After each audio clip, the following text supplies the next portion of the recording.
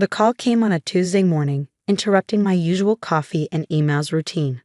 When I saw Rebecca's name flash across my screen, I knew it wasn't going to be pleasant. It never was with her. "Hello, Rebecca," I answered, keeping my voice neutral. "I've sold the house," she announced without preamble, her tone dripping with satisfaction. "The papers are signed, and the new owners move in next week. I hope you've learned your lesson about respecting your elders." My name is Olivia Matthews, and the house Rebecca was so smugly talking about was my childhood home. The one my father had left me when he passed away 2 years ago. Or at least, that's what Rebecca thought. "The house," I repeated, fighting to keep the amusement out of my voice. "You mean Dad's house?" "Don't play dumb, Olivia. You know exactly which house. The one you've been squatting in rent-free since your father died." "Well, that ends now.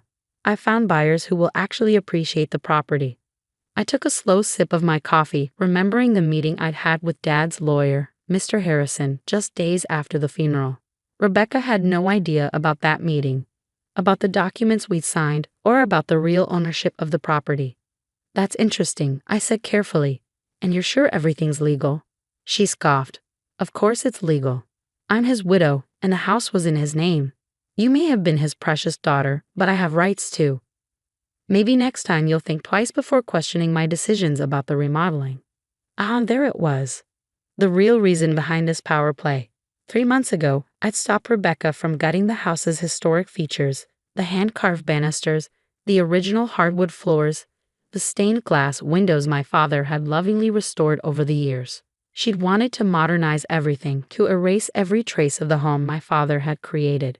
"I see," I said. "Well, I hope you got a good price for it." "Don't worry about the price," she snapped. "Just make sure you're out by next Friday. The new owners are eager to start their renovations." I could almost see her smirking, imagining me scrambling to pack up and move out. If only she knew. "Thanks for letting me know," I replied. "Goodbye, Rebecca." As I hung up, I couldn't help but smile. Rebecca had always underestimated me, just as she underestimated my father's foresight. She thought she knew everything about our family's affairs, but there was so much she didn't understand. I picked up my phone again and dialed Mr. Harrison's number. "Olivia," he answered warmly. "I was expecting your call." "She did it," I said. "She actually tried to sell the house." "Did she now?" I could hear the amusement in his voice. "Well, this should be interesting. Would you like me to set things in motion?" "Yes, please. And Mr. Harrison, make sure the buyers understand exactly what's happening.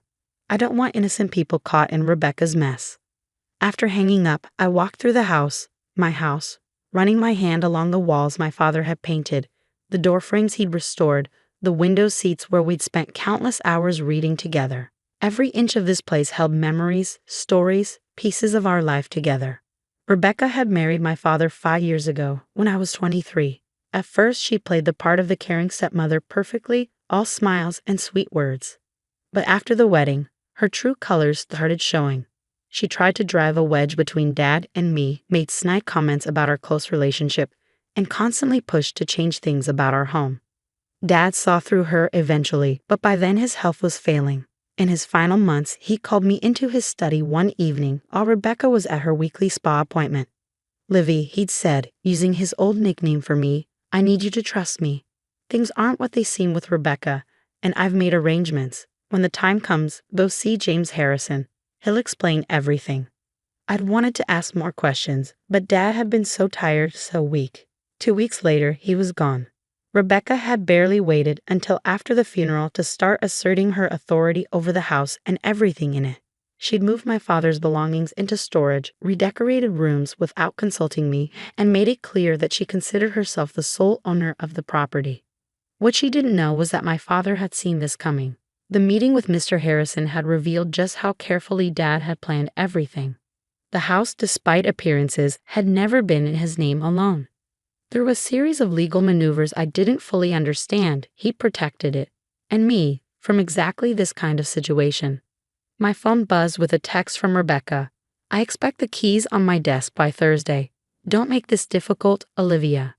I smiled, typing back, "Don't worry, Rebecca. Everything will work out exactly as it should." She didn't respond, probably thinking she'd won. But the real show was about to begin.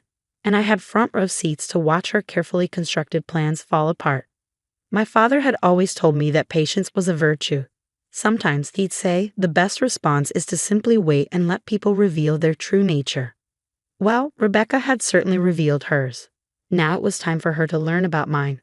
I spent the rest of the morning going through some old photos I'd found in Dad's study. There was one of us working on the house together, covered in paint and sawdust but grinning like fools. Another showed us in the garden he'd planted, surrounded by the roses he'd lovingly tended. Rebecca had wanted to dig up those roses last spring, claiming they were old-fashioned. I'd stopped her then, just as I was about to stop her now. My phone rang again. Mr. Harrison. "The wheels are in motion," he said.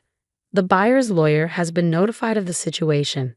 They're understandably upset with Rebecca, but relieved they found out before money changed hands."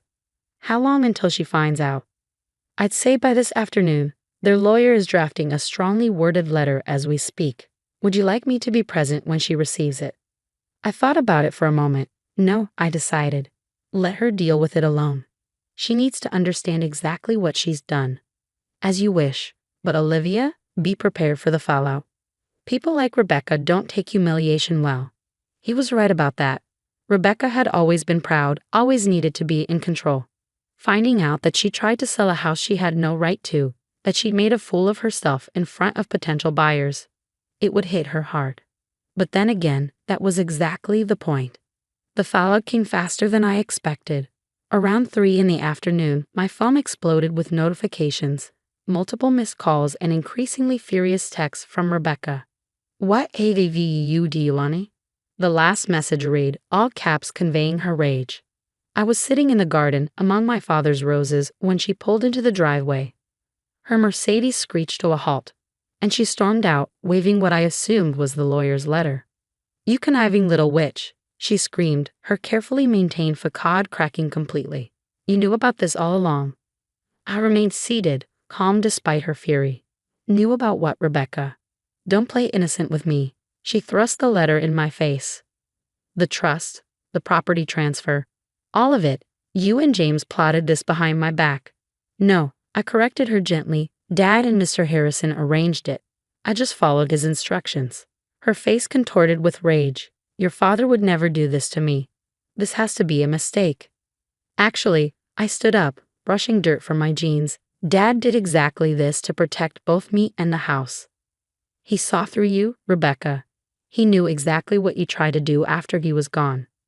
She took a step back, her designer heels sinking slightly into the soft garden soil. "That's impossible. He trusted me. He loved me." "Did he?" I asked quietly. "Or did he just let you think he did?" The color drained from her face as the implications of my words sank in. My father, the man she thought she fooled completely, had outmaneuvered her from beyond the grave. The house was never in his name. I continued, watching her process each revelation.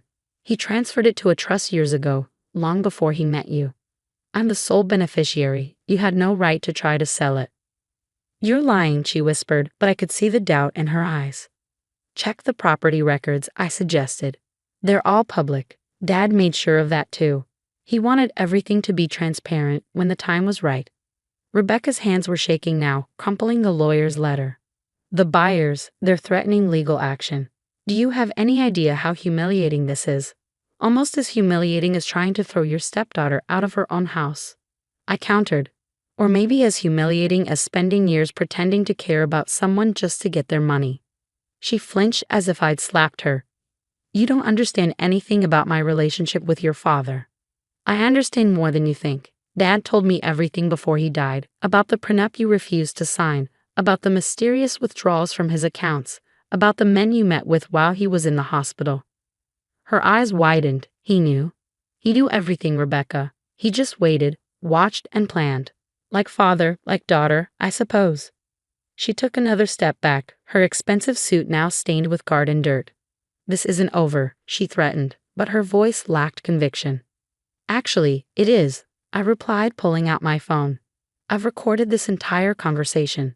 Would you like me to add it to the file Mr. Harrison is building about your attempts to illegally sell property you don't own?"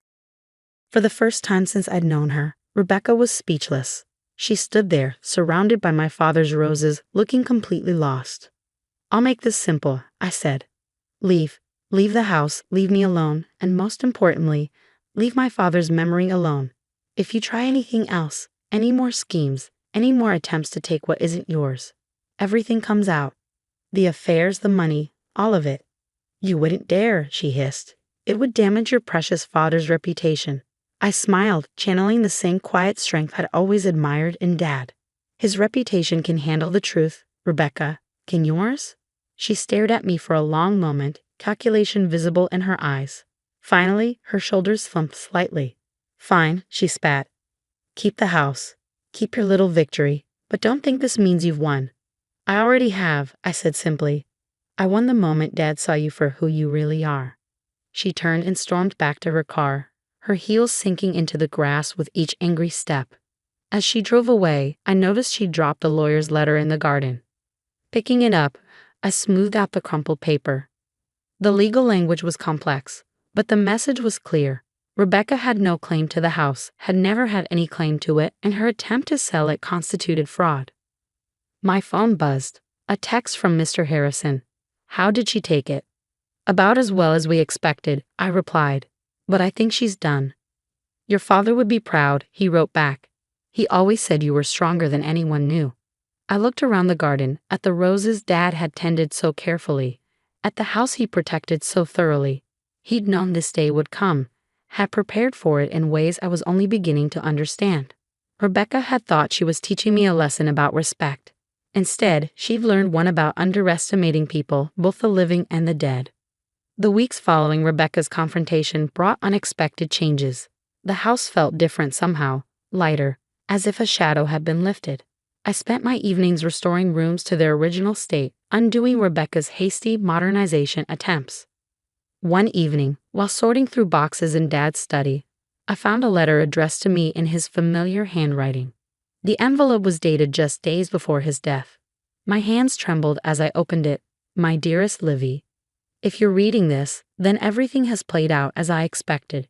Rebecca has probably tried to take the house by now, and you've learned of the trust arrangements I made with James. I'm sorry I couldn't tell you everything while I was alive. Rebecca was watching too closely, and I needed her to believe she had won. You see, I discovered her true nature about a year into our marriage, but by then she had already shown her hand.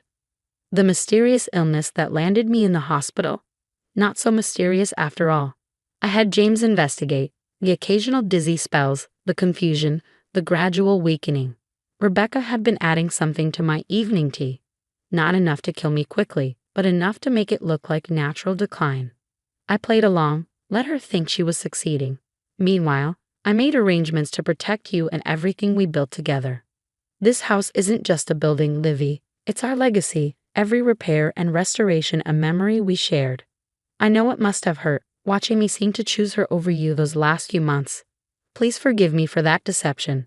I needed her to believe she had complete control so she wouldn't suspect what was coming.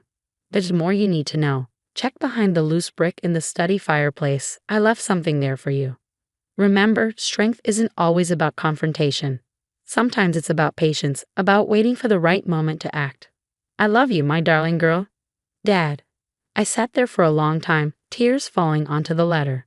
Everything made sense now, his distant behavior in those final months, the cryptic conversations, the way he'd insisted on having tea alone with Rebecca every evening.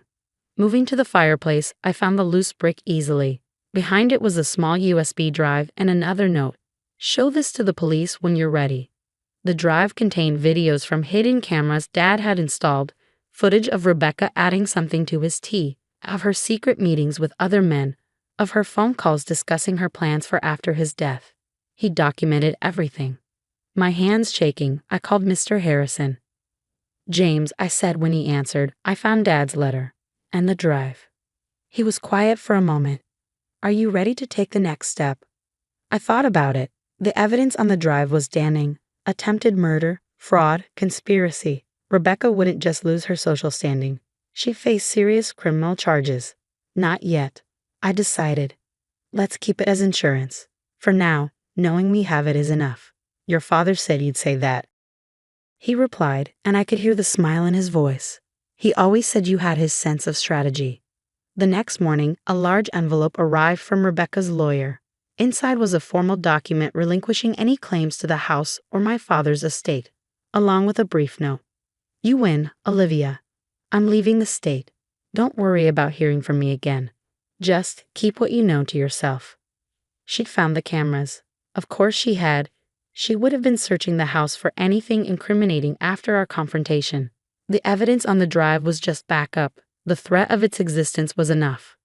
I stood in Dad's study, surrounded by the life we'd built together, and felt a deep sense of peace.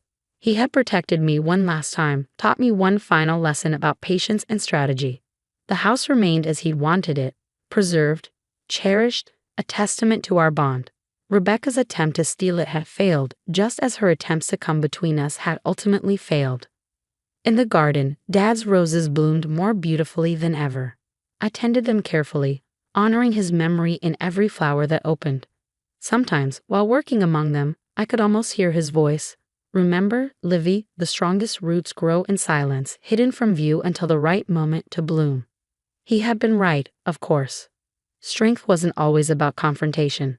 Sometimes it was about waiting, watching, and letting people reveal their true nature. Rebecca had taught me about deception, about the masks people wear. But Dad had taught me something far more valuable.